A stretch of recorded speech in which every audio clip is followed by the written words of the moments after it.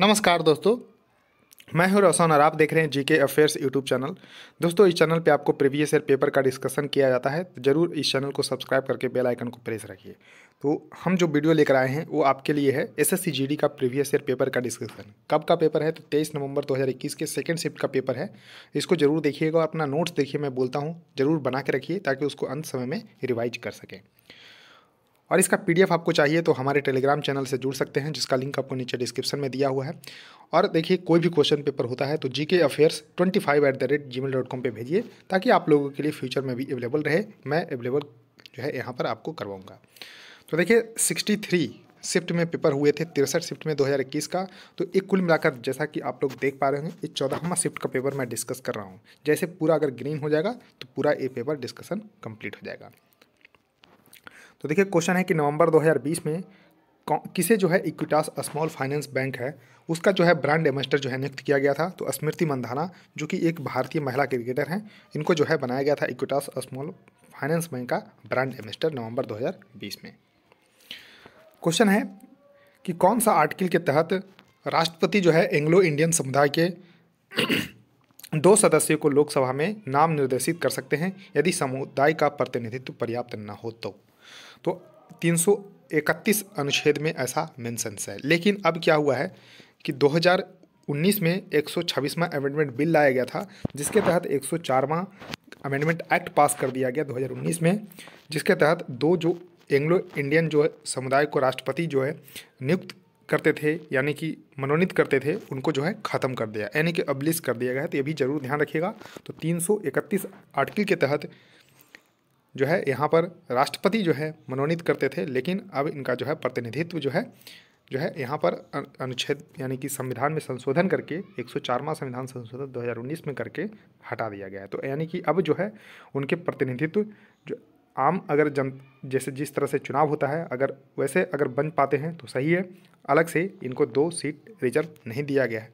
तो ये आपको जरूर ध्यान रखना है। क्वेश्चन है कि निम्नलिखित में से किस वर्ष में राष्ट्रीय जूट नीति का सूत्रीकरण किया गया था? तो देखिए, राष्ट्रीय जूट नीति का सूत्रीकरण 2005 में किया गया था। ये आपको जरूर ध्यान रखना है, 2005 इसका करेक्ट आंसर होगा। अब देखिए, इसका उद्देश्य क्या था? तो उत्पादकता में वृद्धि, गुणवत्ता में सुधार, जूट किसानों को अच्छी कीमत सुनिश्चित करना और प्रति हेक्टेयर उपज में वृद्धि करना। तो देखिए, इसीलिए तो राष्ट्रीय जूट नीति का सूत्रीकरण 2005 में किया गया था। क्वेश्चन है कि पार्टी में गुब्बारे फुलाने के लिए, तो यानी कि सिंपल सा पार्टी हो या ना हो, अगर गुब्बारे फुलाने हैं तो उसमें जो है अक्रिय गैस हीलियम का प्रयोग किया जाता है। इस वजह से देखते होंगे आसमान में भी चली जाती है, तो ये आपको जरूर ध्यान रखना है। तो हल्की गैस होती है, इसलिए हीलियम जो है भरी जाती है उसमें, जरूर ध्यान रखिएगा। क्वेश्चन है कि प्रथम राष्ट्रमंडल खेल का आयोजन किस वर्ष किया गया था? तो 1930 में हुआ था कनाडा के हैमिल्टन शहर में, जरूर ध्यान रखना है। और 2010 में इंडिया में हुआ था न्यू दिल्ली में। ये आपको जरूर एक बार लिस्ट जरूर देखिए। तो 1930 इसका करेक्ट आंसर होगा। 1930 में पहली बार जो है राष्ट्रमंडल खेलों का आयोजन किया जाता है, कॉमनवेल्थ गेम जिसको बोलते हैं। तो देखिए, कॉमनवेल्थ गेम फर्स्ट टाइम 1930 में कनाडा के हैमिल्टन शहर में हुआ था। और यहाँ पर इंडिया का देख सकते हैं 2010 में दिल्ली में हुआ था। अभी जो है 2022 में जो इंग्लैंड के बर्मिंघम शहर में हुआ था, जबकि 2026 में ऑस्ट्रेलिया के विक्टोरिया में होने वाला है। तो जरूर ध्यान रखिएगा आने वाले समय में कि 2026 में ऑस्ट्रेलिया के विक्टोरिया शहर में होने वाला है। तो देखिए, ऑस्ट्रेलिया इसका खूब होस्ट कर रहा है। यहाँ पर जो है 5वीं बार जो है होस्ट इस स्लाइड में सिर्फ करने जा रहा है, और भी जो है एग्जैक्ट डेटा नहीं है। तो लेटेस्ट में ध्यान रखिएगा कि 2026 में ऑस्ट्रेलिया जो है होस्ट करने वाला है। अब देखिए, क्वेश्चन है कि आर्थिक सर्वेक्षण 2020-21 के अनुसार 2015-16 से 19-20 तक उन राज्यों के लिए शिशु मृत्यु दर में 12% की गिरावट आई है जिन्होंने आयुष्मान भारत प्रधानमंत्री जन आरोग्य योजना को अंगीकृत नहीं किया था। तो ये आपको जरूर ध्यान रखना है, ये करंट का क्वेश्चन है। अब देखिए, किस महासागर का सबसे गहरा बिंदु जावा गर्त है? तो देखिए, जावा जो गर्त है वो हिंद महासागर का सबसे गहरा बिंदु है। तो ये जरूर ध्यान रखना है कि हिंद महासागर का सबसे गहरा बिंदु जावा गर्त है। क्वेश्चन है कि भारतीय संविधान के कौन सा अनुच्छेद में देश के नागरिकों को प्राण एवं दैहिक स्वतंत्रता के संरक्षण का अधिकार प्राप्त है? तो आर्टिकल 21 में ऐसा मेंशन है, यानी कि अनुच्छेद 21 में जो है right to life and personal liberty की बात की गई है, यानी कि प्राण एवं दैहिक स्वतंत्रता की बात की गई है अनुच्छेद 21 में। और 21A में अगर बात करते हैं तो राइट टू एजुकेशन को यहाँ पर डाला गया है। क्वेश्चन है कि भारत सरकार की आयुष्मान भारत योजना के तहत एक परिवार को मिलने वाले वार्षिक स्वास्थ्य कवर की राशि कितनी है? तो 5 लाख रुपये रखी गई है प्रति परिवार। ध्यान रखिएगा, प्रति व्यक्ति नहीं, प्रति परिवार जो है 5 लाख का स्वास्थ्य बीमा आयुष्मान भारत योजना के तहत जो है दिया जाता है। और आयुष्मान भारत योजना को 23 सितंबर, ध्यान रखिएगा 23 सितंबर 2018 को झारखंड के रांची से जो है शुरुआत की गई थी। तो ये जरूर ध्यान रखना है, 23 सितंबर 2018 को झारखंड के रांची शहर से आयुष्मान भारत योजना को शुरू किया गया था, जिसमें एक परिवार में 5 लाख का स्वास्थ्य बीमा जो है दिया जाता है। तो ये जरूर ध्यान रखना है, यानी कि इसमें जो है ये लेखा जोखा आपको ध्यान रखना है। क्वेश्चन है कि केरल में मनाया जाने वाला ओणम। तो देखिए ओणम जो है सबसे पहले पूछा जाता है कि ओणम जो है किस राज्य का त्यौहार है? तो केरल का है। और कितने दिनों तक अब देखिए पूछा जा रहा है कि मनाया जाता है? तो 10 दिनों का। तो 10 दिनों तक केरल में ओणम जो है फेस्टिवल जो है सेलिब्रेट किया जाता है। क्वेश्चन है कि बनारस के इनमें से किस राजा को 1781 में वारेन हेस्टिंग्स द्वारा गिरफ्तार किया गया था? तो देखिए 1781 में वारेन हेस्टिंग्स ने चैत सिंह को जो है गिरफ्तार कर लिया था। तो ये भी आपको जरूर ध्यान रखना है, चैत सिंह इसका करेक्ट आंसर होगा। क्वेश्चन है कि नवंबर 2020 में प्रधानमंत्री नरेंद्र मोदी ने किस राज्य में शांति की प्रतिमा यानी कि स्टैच्यू ऑफ पीस का अनावरण किया गया? तो राजस्थान में। राजस्थान में अगर जगह का नाम बताएं तो पाली में। तो पाली में स्टैच्यू ऑफ पीस का इनॉग्रेशन प्रधानमंत्री मोदी के द्वारा जो है किया गया था नवंबर 2020 में।